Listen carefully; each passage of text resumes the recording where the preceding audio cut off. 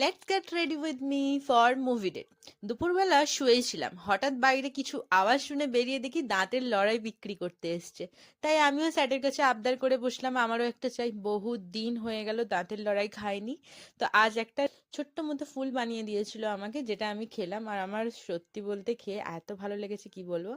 তারপরেই আমি রেডি হতে বসে গিয়েছিলাম, কারণ অনেক দিন পর আমাদের একটা মুভি দেখার প্ল্যান হয়েছিল। কিছুদিন আগে আমি ভিডিওটা শুট করেছিলাম, যেটা তোমাদের সাথে শেয়ার করতে অনেকটা দেরিই হয়ে গেল। গলার অবস্থা শুনে বুঝতেই পারছো আমি এখানে কাণ্ড পাকিয়ে বসে আছি, কারণ সর্দি জ্বর সবকিছু মিলেমিশেই চলছে আমার সাথে এখন।